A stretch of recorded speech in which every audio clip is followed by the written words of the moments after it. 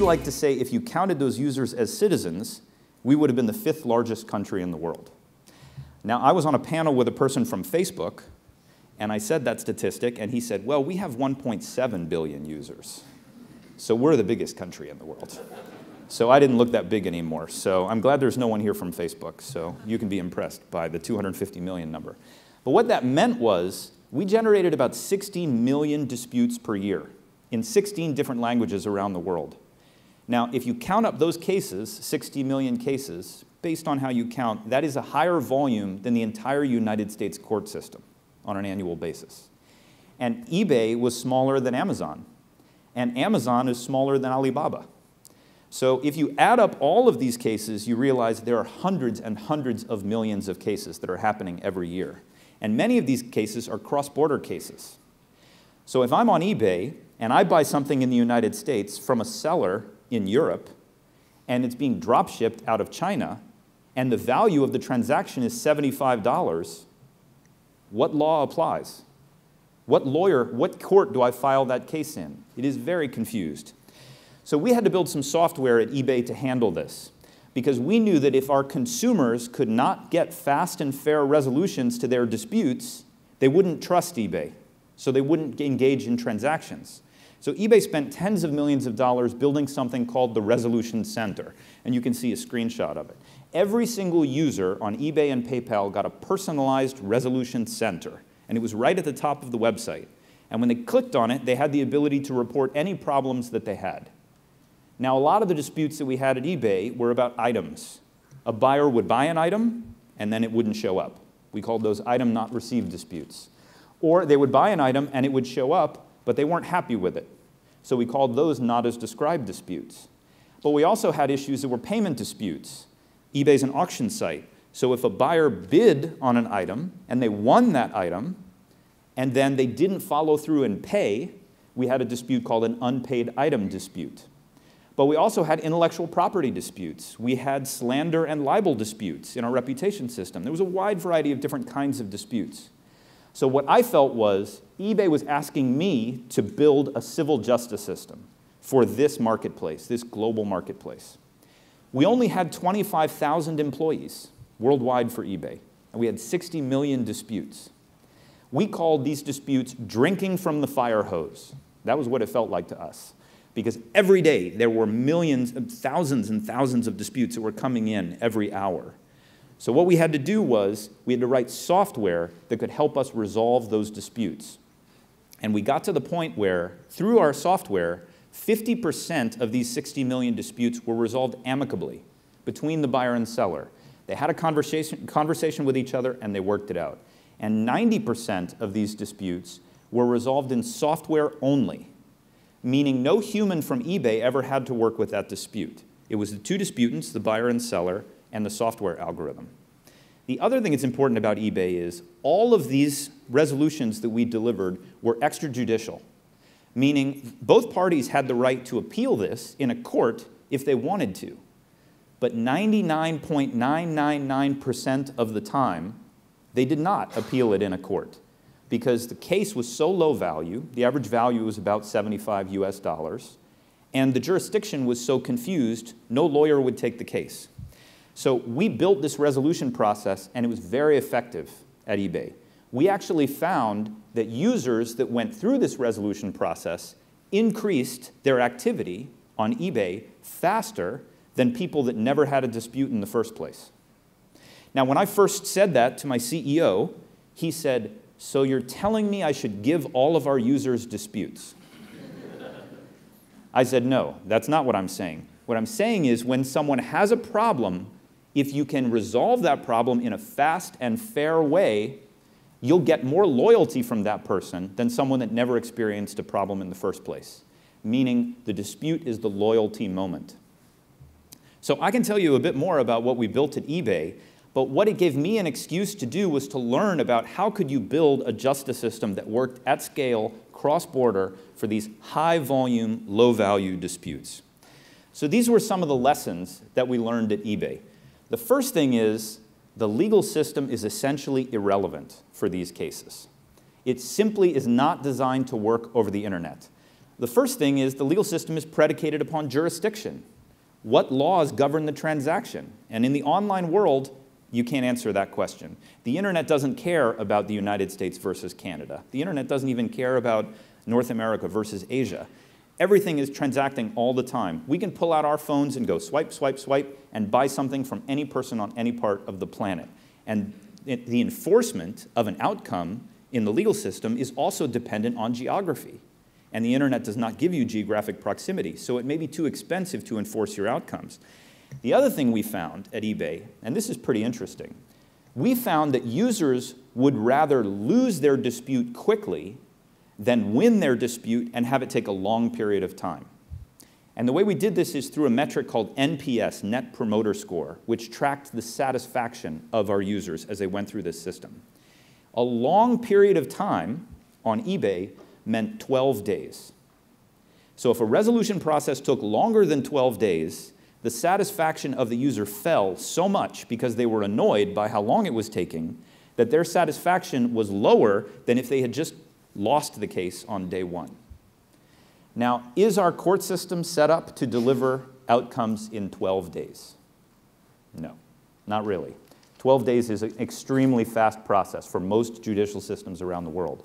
I know in Italy, civil cases can take up to 10 years to get in front of a trial. And we also do a lot of work in India. I've heard about civil cases that take 13, 15 years to get to trial. So I bet consumers feel the same way when they get into those cases. They would rather lose fast than win slow. So online dispute resolution, building systems that work online and deliver resolutions at the point where the transaction took place, online dispute resolution works the way the internet works. You don't have to worry about jurisdiction. You can deliver resolutions immediately at the point where the problem arises. And I'm going to talk about that in this presentation, how that works. The real reason why ODR exists is e-commerce. Once the internet started to be applied to e-commerce transactions, that was when we started to see these hundreds of millions of cases crop up. So Modria, the company that I founded, I'll tell you a little bit more about Modria in a minute, we're primarily focused on e-commerce. And there are three main areas of e-commerce: payment providers, like PayPal, marketplaces, like eBay, or merchants, large shopping stores that sell directly to customers. So I can tell you a little bit about how that works, but that was really the seed of ODR started in the e-commerce space. But we've also found at Modria the utility of these tools is applicable in many other areas, one of which is public disputes, government disputes. Modria, my company, is the #1 processor of online property tax assessment appeals. So that's when you get your tax bill from the government and it says, your house is worth $1 million. And you say, no way, my house is not worth $1 million. So you want to file an appeal because you want to have the amount reduced.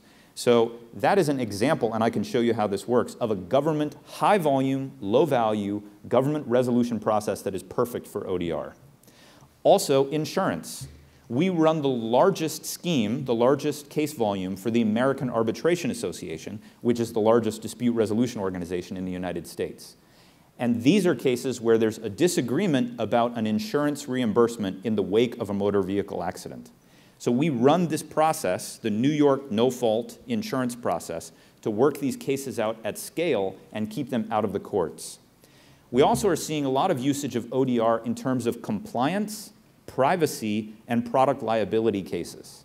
So if an individual consumer feels that their privacy has been violated, like maybe their email address was sold without their consent, or if they use a drug, for instance, from a pharmaceutical company, and they have an adverse drug reaction, it's not very serious, so they just want to get reimbursement for their medical bills, we see companies using ODR to build redress systems so they can work that out directly with their customers.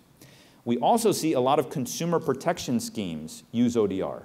So consumers that maybe have a bad experience with a debt collection agency, or maybe have a bad experience with their cable company or their telecom provider, online dispute resolution is a great fit with those.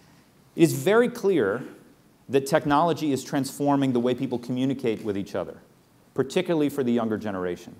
But what we're seeing is these tools that were originally created for these low-value, high-volume cases, like e-commerce cases, they are now moving their way up the value chain to higher dollar value cases. We now see debt collection cases for $1,000. We see insurance cases for $30,000. We see divorces for $200,000. But what I believe that ODR is going to continue to work up the value chain to potentially higher dollar value cases. And it's not the lawyers or the mediators or the courts that are going to be pushing these changes. It's going to be the parties themselves. We did a study in British Columbia, and we asked 1,000 citizens how they would prefer to resolve their disputes when they work with the Ministry of Justice. And what we found is the satisfaction numbers were very, very high for in-person. When someone actually met with a person, either a mediator or a representative from the government, the satisfaction rates were much higher than online interaction.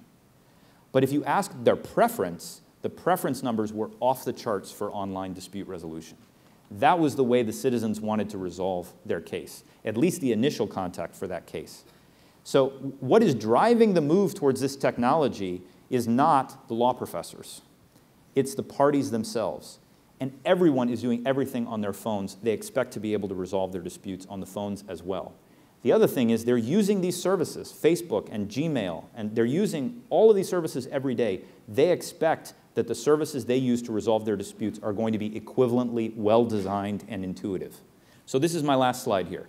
These are the takeaways that I want you to remember, and then we can start to move into the Q&A, because I'm very eager to see what questions you've come up with on Twitter. I'm sure they're very good. But the first is the idea of the multi-door courthouse. Have you guys heard of the multi-door courthouse? Is that a common concept? There was a judge in the United States named Frank Sander. And in the Pound Conference, we recently had, Jeffrey and I presented at the Global Pound Conference, but the first Pound Conference happened in 1976 in the United States. And Frank Sander proposed the idea of, instead of having a courthouse, when parties come in the door and say they have a dispute, you say, okay, go in front of the judge. Instead, you would have a table in front of the courthouse. And the parties would come in, and the person at the table would say, what kind of dispute do you have? And they would say, well, I have a family dispute. You say, okay, why don't you go through door number 1? And through door number 1 would be a process built specifically for that kind of dispute. The next people that came in said, well, I have an intellectual property dispute. Okay, you should go through door number 7. And there would be an appropriate resolution process for that kind of dispute. This was a radical concept at the time, the notion that we would have a multi-door courthouse with different pathways for different kinds of disputes. Well, online dispute resolution is pursuing that same vision that Frank Sander expressed in 1976. But what we're doing is not building a courthouse with 8 doors and a table out front. We're building a courthouse that can live in the cloud, and it's accessible to anybody with a mobile phone, anyone with internet access. They can come and go to this website, and they can click that button that I showed you, and they can file their case. And I can not only build an appropriate resolution process for each kind of dispute, I can build an appropriate resolution process for each dispute. And as people come into my intake process and say, this is my issue, this is the solution I want, this is the problem I experienced, I can, on the back end, in real time, go click, click, click, click, and build them with my Legos an appropriate resolution process that meets their needs. So when we talk about fitting the forum to the fuss, technology gives us the ability to do that in a more powerful way than we've ever had before. Also, even if we don't want to provide these services to our parties online, they are going to demand that we deliver these services to them online. And if they feel that the courts or the mediation center or private mediators are not giving them the types of solutions that they want, they will invent them themselves, or they will find other ways to deliver these systems. This disruption is inevitable. And to say we're going to resist it, you're going to be increasingly at odds with the needs of citizens. Solutions that worked very well for disputants 10 years ago no longer work well for disputants because these expectations are changing all the time. And that's why we, if we're really going to meet the needs of our parties, we have to embrace this. And we have to think about building technology that is custom designed to meet the needs of the parties, but also abide by our ethical obligations. I see mediators all the time use email, they use their Gmail accounts, they use Skype, they use Word, they use WhatsApp, and it makes me very nervous because these tools were not built for dispute resolution, and they are not secure, they are not confidential. And our ethical obligations, we say to our parties, we are going to protect the confidentiality and the security of your information. If you engage in a mediation with me online, I promise that will never come up in a Google search. We make that representation to our parties. But the problem is we're using tools that are not secure, and we cannot back up those ethical representations unless we've custom-built tools that we know abide by the ethical obligations of our field. Third, access to justice. Right now, at least in the United States, 97% of cases filed in the courts never make it to trial. They are resolved before they ever get in front of a judge. And the amount of cases that are actually filed in a court are a tiny percentage of the actual number of disputes that are out in society. But people don't want to file a case. They think it's going to be too time-consuming, it's going to be too expensive. So a lot of people, what we call it in the dispute resolution literature, they just lump it. They just give up. They say it's going to be too much of a pain for me to try and get justice, so I'm not going to pursue justice. And that leads to a huge justice gap, particularly among people that don't have a lot of money. Online dispute resolution is a very powerful way to expand access to justice because you can build these wizards, you can design these systems, you can put them on a website, and anyone can go and they can click on that button and they can initiate the process. And maybe they can get a resolution that costs them absolutely nothing.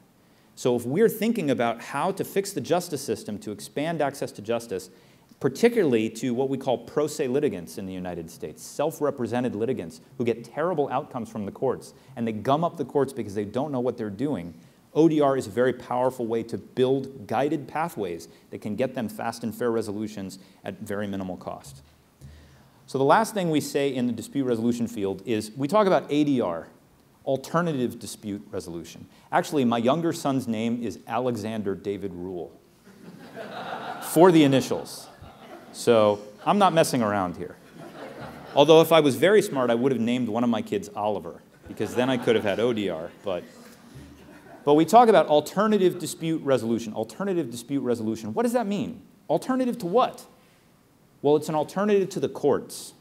And one of the things that we say in the United States is dispute resolution lives in the shadow of the law.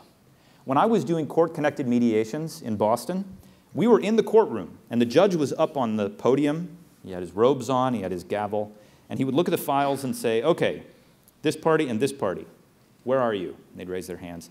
He'd say, okay, you guys, go with the mediator, and he'd point at me. Go work this out. And then we would leave the courtroom, and we'd have to find a place to meet. There was no courtroom for the mediation. So sometimes I mediated in the broom closet. Sometimes I mediated on the bench in the waiting area. We didn't have formal spaces for mediation, and for me, that was a very powerful metaphor. The courts were the default. I was the alternative. And what we say, in ODR, there is no A. We are not an alternative to anything. For many of these disputes, online dispute resolution is the only way that these parties can get a fast and fair resolution. We have an opportunity to build a new justice system. We're building an online society where all of us can interact, and we can share information, and we don't have to worry about geographic distances, and we all become publishers. Online dispute resolution lets us utilize those tools to radically expand access to justice, and it's not an alternative to the courts because in many cases, it's the only option that makes sense. So with that, I see I'm pretty much at my time here. I really would encourage you, if you have any questions for me, to please email me. I would love to show you many other platforms that I didn't have time to show today, but I would like to thank you very much for your attention.